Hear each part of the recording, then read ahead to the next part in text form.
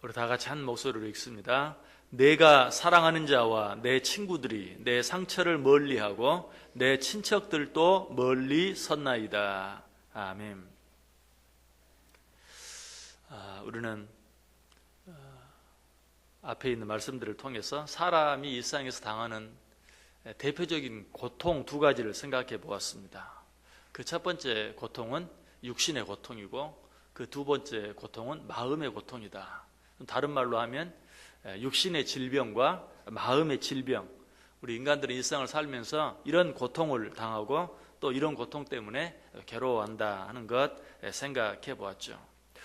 그런데 육신이 당하는 고통, 마음이 당하는 고통, 육신의 질병, 마음의 질병, 이런 구별 외에도 고통을 나누는 또 하나의 구별이 있습니다. 그것은 내가 어려움을 당하고 고통을 당하는데 누구로 말미암아 어려움을 당하고 고통을 당하느냐, 누가 나를 괴롭히느냐에 따라서 또 우리가 당하는 고통을 나눌 수 있어요.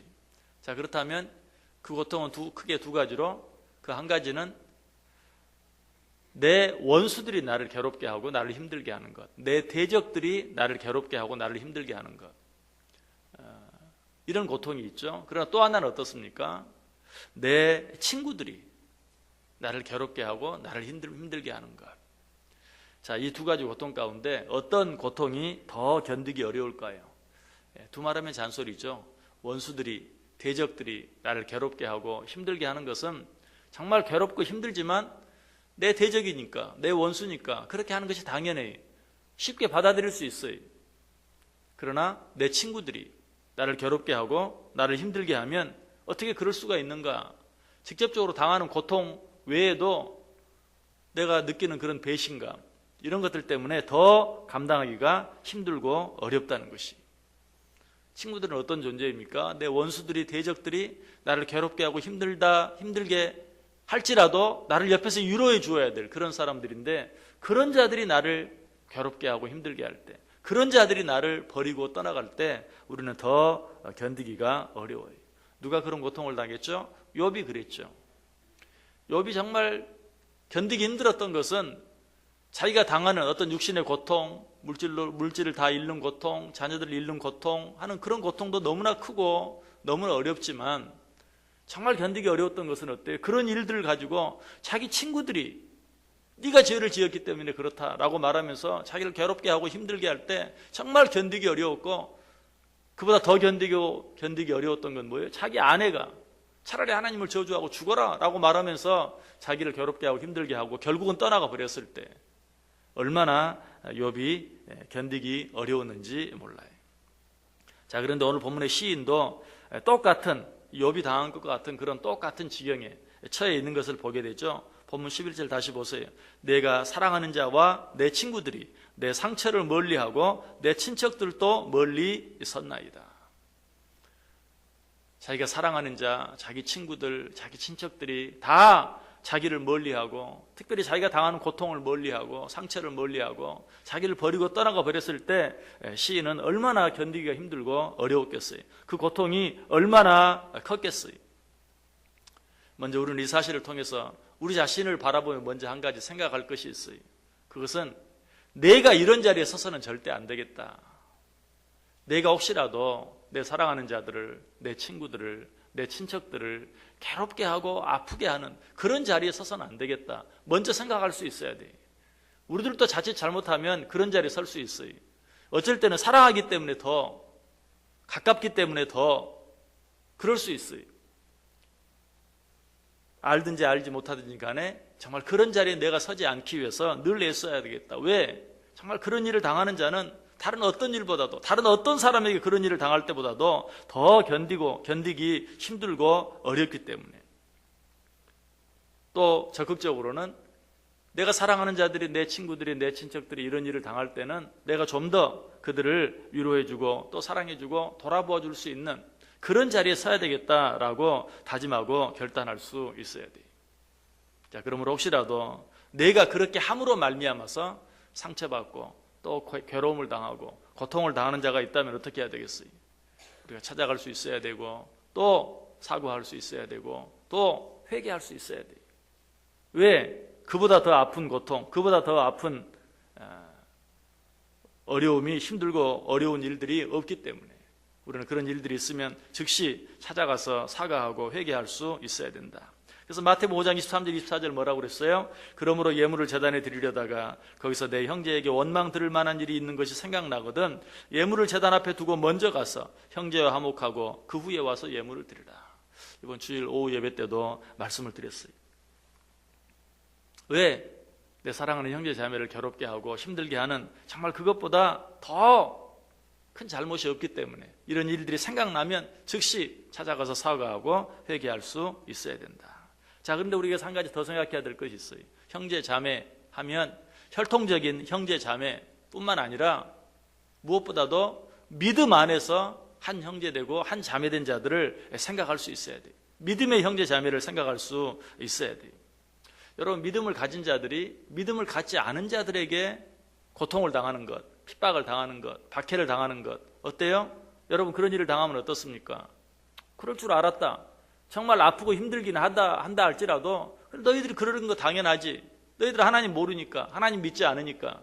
그래도 그렇게 받아들이면서 좀 더 쉽게 견딜 수 있어요. 그러나 믿음을 가진 자들이 정말 견디기 어려운 건 뭐예요? 같은 믿음을 가진 자들이 함께 믿음 안에서 한 형제되고 한 자매된 자들을 괴롭게 하고 고통스럽게 하고 이해해주지 못하고 사랑해주지 못할 때, 배신할 때, 버리고 떠나갈 때 더 견디기가 쉽지 않은 것이. 그럼 우리는 어떻습니까? 믿음의 형제 자매들에게 잘할 수 있어야 돼요. 그렇게 그들을 괴롭게 하고 힘들게 할 때 정말 하나님께서도 더 마음 아파하시고 더 괴로워하신다. 내가 내게 붙여준 모든 믿음의 사랑하는 형제 자매들을 어떻게 했는지, 그들을 어떻게 돌아보았는지 한번 생각해 봐야 돼요. 우리가 그들을 사랑하지 못하고 오히려 미워하고 버리고 떠나고 고통스럽게 할 때 그들은 어때요? 그것으로 말미암아서 시험에 들고 죄악에 빠지고 결국은 그 영혼이 망하게 되는, 실족하게 되는 그런 자리에까지도 이를 수 있어요. 이런 일을 당한 대표적인 사람 한 사람을 성경에서 이야기한다면 삼손이. 삼손은 믿음을 가진 사람이었어요. 또 자기 백성, 자기 민족을 사랑하는 사람이었어요. 그래서 블레셋의 손에서 자기 백성과 자기 민족을 구원하기 위해서 나름대로 애를 많이 썼어요. 이리 뛰고 저리 뛰고. 그런데 그 형제들, 그 믿음의 형제들이 어떻게 했습니까? 그런 삼손을 위로해주고 도와주었습니까? 그렇지 않았어요. 오히려 자기들 살기 위해서 그 삼손을 적들에게 고발하고 그 삼손을 결박해서 적들에게 내어주고. 이 블레셋 사람들이 삼손을 괴롭게 하고 힘들게 하는 것도 견디기 어려웠겠지만 자기 민족, 자기 백성, 자기가 그들을 살리기 위해서 도와주기 위해서 자기는 목숨을 걸고 애를 쓰는데 오히려 자기를 결박해서 적의 손에 내어주는 그런 동족들의 모습을 볼 때 아마 삼손은 더 괴로웠을 거예요. 더 힘들었을 거예요. 결국 이런 일로 인해서 어떻게 됩니까? 삼손이 유혹에 빠지고 죄를 짓게 되고 결국은 정말 자기 대적들과 함께 죽음을 당하고 마는 그런 일을 보게 돼요. 삼손이 여인의 유혹에 빠지게 된 것도 아마 그 동족들이 정말 삼손이 그렇게 동분서주하고 이리 뛰고 저리 뛰고 하면서 자기 동족들을 구원하기 위해서 애쓸 때 위로해주고 격려해주고 도와주었더라면 그렇지 않았을지도 몰라요. 어쩌면 삼손은 굉장히 외로웠을 것 같아요. 성경 어디를 보세요. 삼손 편을 들어주는 사람이 한 사람이라도 있었는지 없었어요. 아마 그런 가운데서 유혹에 빠지게 되고 죄를 짓게 되는 그런 자리에까지 이르게 되지 않았을까.